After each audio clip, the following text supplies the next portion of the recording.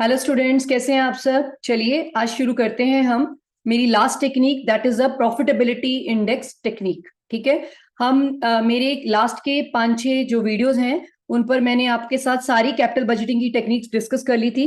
That is पे back, discounted pay back, NPV और ARR और आईआरआर। तो जिसने अगर वो वीडियोस नहीं देखी हैं तो मैंने अपने डिस्क्रिप्शन बॉक्स में उन सबके लिंक दे दिए हैं, आप उनको वहां पर जाकर देख सकते हैं। चलिए आज हम कर रहे हैं कैपिटल बजटिंग की last technique, that is profitability index.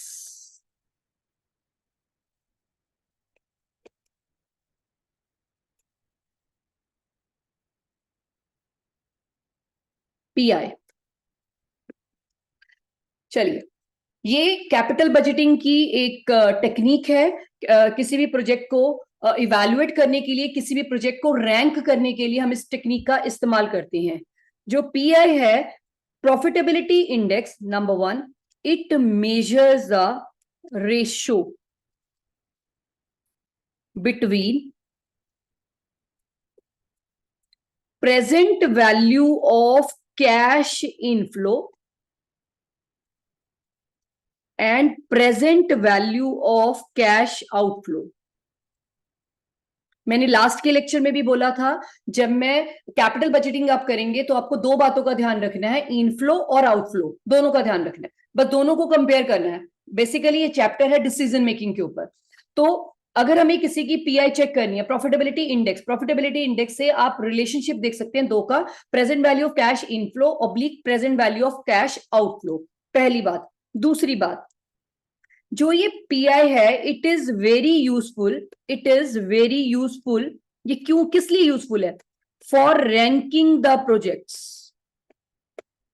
अगर आपके सामने 1 2 3 4 प्रोजेक्ट हैं तो आप उनकी पीआई कैलकुलेट करके उसको रैंक कर सकते हैं, कौन से प्रोजेक्ट को पहले करना है। For ranking the investment project, and it show the value created per unit of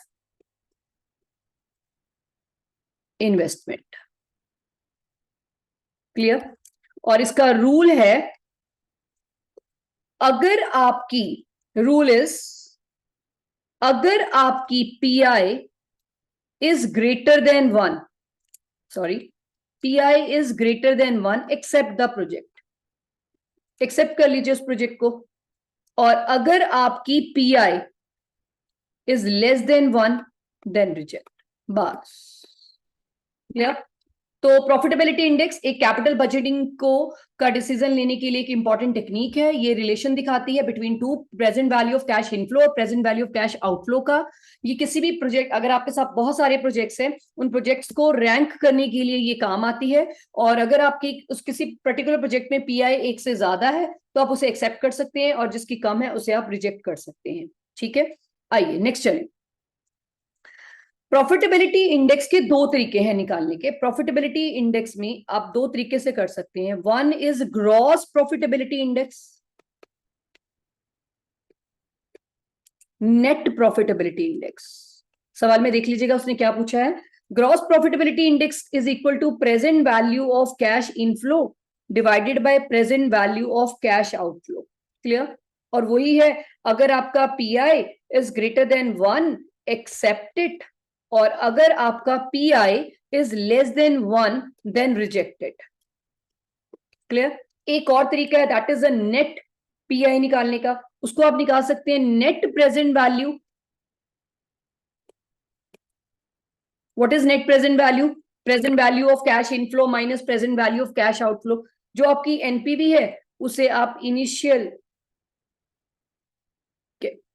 cash outflow के साथ डिवाइड कर दीजिए। अगर आपका नेट पीआई 0 से ज्यादा है तो एक्सेप्ट कर लीजिए, और अगर आपका नेट पीआई रिजेक्ट। सही है? चलिए अब हम आपके साथ दो सवाल कर लेते हैं पीआई के, ताकि आपको ये कॉन्सेप्ट क्लियर हो जाए। आइए देखिए। चलिए मेरे साथ पढ़े। क्वेश्चन नंबर 31 देखें। मैंने बड़े क्वेश्चन सिलेक्टेड किए ताकि आपको कुछ सिलेक्टेड क्वेश्चंस यहाँ पर दिए हैं ताकि आपको पूरा कॉन्सेप्ट क्लियर हो जाए। पढ़िए, the management of x limited has 5 projects. मैंने क्या बोला था, पीआई का इस्तेमाल किसी भी प्रोजेक्ट की रैंकिंग में हेल्पफुल होता है। तो पीआई के आपके सामने 5 प्रोजेक्ट्स हैं, A B C D E on hand, the initial outflow, annual cash flow and the life of the project आपको गिवन है। Rank the project in order of preference based on PI. तो PI के accordingly आप इन्हें बना सकते हैं। आइए जरा देखें ranking. Ranking of projects on the basis of PI. चलें शुरू करें। मैं पेन का कलर चेंज कर देती हूं। चलिए, कितने प्रोजेक्ट्स हैं आपके पास? 5 projects, A B C D और ई। आउटफ्लो क्या इनिशियल? इनिशियली पैसा कितना लग रहा है? 10 लाख, 15, 17, 50, 17,50,000। अगला है 18 लाख और फिर है 13,50,000। ठीक है जी, ये आपका आउटफ्लो है। और एनुअली कैश इनफ्लो कितना है? एनुअल पूरी क्लास एनुअल 220 लगातार 10 साल, और आपको पीवी दे रखी है। देखो प्लीज याद रखना, अगर आपको लगातार 10 साल सेम सेम सेम सेम, तो आप एनुअली डिस्काउंटिंग फैक्टर से उसको आप मल्टीप्लाई कर सकते हैं। ठीक है जी। तो एनुअल कितना है इसका? इसका है 220, एनुअली हर साल 220, और इसका है 340, इसका है 490, और इसका है 430, और इसका है 370, है ना? चलिए, आई थिंक क्लियर हो गया। आइए अब आइए प्रेजेंट वैल्यू फैक्टर ले लीजिए। गिवन है सवाल में 10 साल का, मतलब जो 10 साल की टोटल वैल्यू है, मतलब आपने देखा ना 1 साल की सॉरी 1 साल का आज के समय में क्या रेट है? अगर आपका सेम ही है तो 10 सालों की प्रेजेंट वैल्यू है इसकी 5.0188, इसकी है 4.7716, और इसकी है 3.7845, 4.4873, 4.1604। आ गया आपका डिस्काउंटिंग फैक्टर। अब इसकी प्रेजेंट वैल्यू निकाल लो इनफ्लो की। कितनी आएगी? 220 to 5.11 लाख 4,136, और इसका है 16,22,344, और इसका है 18,54,405, और इसका है आपका 19,29,539, और ये है आपका 15,39,348। Everybody clear? That is present value. और ये क्या? Factor that is given in the question. मैंने हर बार बोला आपको हर सवाल में दिया होगा। अब निकाल लीजिए pi. What is pi? Profitability index. इसकी आ रही है, क्या बताया मैंने आपको पीआई का फॉर्मूला? बताइए, देखिएगा। पीआई इज इक्वल टू,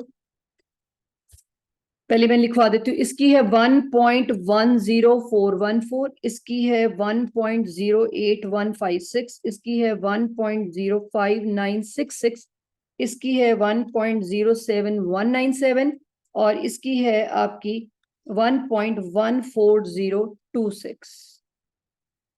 और रैंकिंग कर लीजिए आप,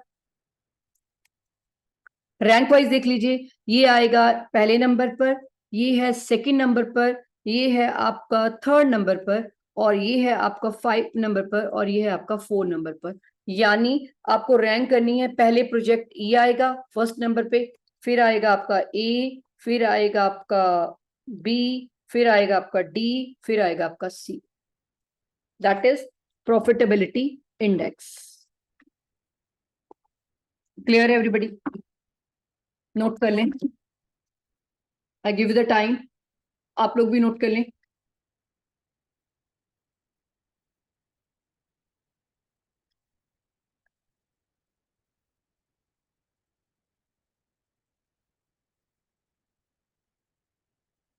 प्रॉफिटेबिलिटी इंडेक्स निकालने का formula, present value of cash inflow divided by present value of cash outflow. चलिए आपके साथ एक बनाई लेते हैं। प्रोजेक्ट ए का कितना है? 11,04,136, और इसका कितना है? 10 लाख का प्रोजेक्ट है। That will come around 1.10414। Check कर लें एवरीबडी।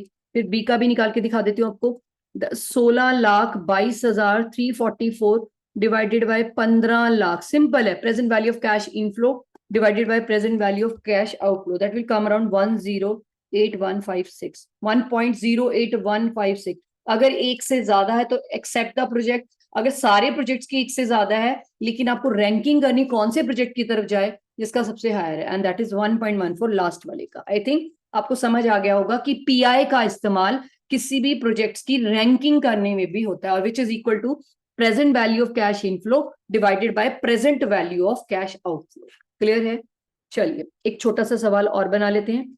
आइए देखें. A company is considering in an investment proposal to purchase a machine costing 250. चलिए आउटफ्लो देख लें पहले, इनफ्लो और उसके बाद अपना आउटफ्लो देख लें. आपके पास क्या है? आउटफ्लो में है 250. 250 कब लगाया जा रहा है? आज. जीरो. जब आज बोलते हैं तो जीरो ही है. आगे चलिए. एंड द साल्वेज वैल्यू, अच्छा the machine has a life expectancy of 5 years and a salvage value nil hai. The company tax rate is 40%. The firm uses straight line method for providing depreciation. The estimated cash flow before tax after depreciation, भाई ध्यान रखिए, before tax after depreciation, no no no no, आपको क्या करना है? इसको ठीक करना है. इसे before depreciation and after tax करना है. From the machine are as follow. चलिए ठीक करते हैं. इसने बोला इसकी ग्रॉस निकाल दीजिए और नेट निकाल दीजिए, और 10% का डिस्काउंट रेट आपको गिवन है. मैंने हर बार बोला है सवाल में आपको गिवन होगा. ठीक है, 10%, यानी ₹1 के पीछे 10% पे कितनी वैल्यू होगी? आज की वैल्यू. डन. चलिए शुरू करें. पहले इसको ठीक कर लें. आइए, आउटफ्लो आपके सामने है, cash inflow.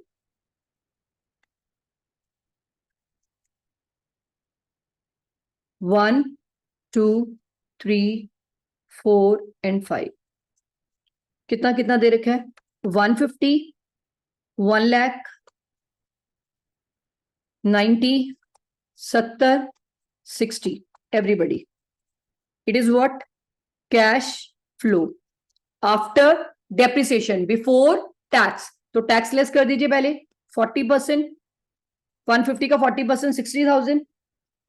40, 36, 28, 24. That will come around, एक मिनट होल्ड करिएगा.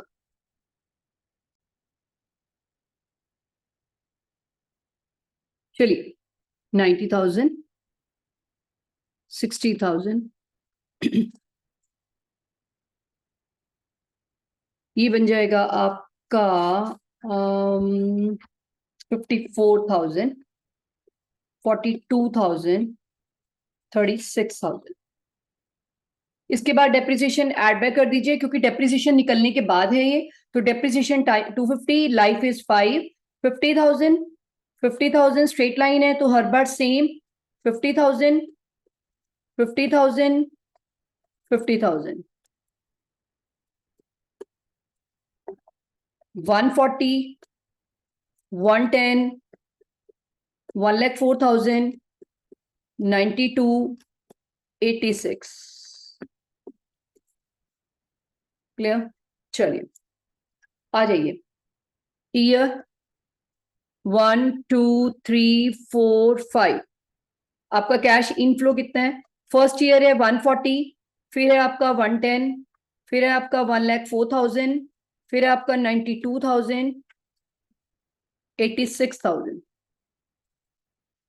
क्लियर? चलिए प्रेजेंट वैल्यू फैक्टर ले लीजिए at the rate of 10%, that is given in question. 0.909, 0.826, 0.751, 0.683, 0.61. Ma'am ये हम सब क्यों कर रहे हैं? क्योंकि हमें निकालना है present value of cash inflow और present value of cash outflow. हमारे पास यही है तो पीआई निकालनी है. ठीक है जी. आइए, present value of cash inflow कितनी है? दोनों को मल्टीप्लाई कर दीजिए. 1,260, that will come around 90,860, 78,104, और ये आ जाएगी आपकी 62,836. ये बन जाएगी आपकी 53,406, and the total is present value 4,12,466. Present value of cash inflow और present value of cash outflow है 2,50,000. तो प्यारे बच्चों ये बन जाएगी आपकी NPV, that will come around 162,466. अब हमें क्या कैलकुलेट करनी है? PI. What is PI? Present value of cash inflow divided by present value of cash outflow. तो क्या निकालनी? ग्रॉस वाली. अगर मुझे ग्रॉस निकालनी है तो प्रेजेंट वैल्यू कैश इनफ्लो है 4,12,466 और आउटफ्लो है 2,50,000 and your answer will be that is 1.65 accept the project. और अगर वो बोले नेट प्रॉफिटेबिलिटी इंडेक्स निकालिए तो net present value divided by outflow जितना है इनिशियल आउटफ्लो कितना net present value 162,466 divided by 250, your answer is 0.65. 0 से ज्यादा accept the project. And this is all about profitability index. And I hope आपको clear हो गया होगा.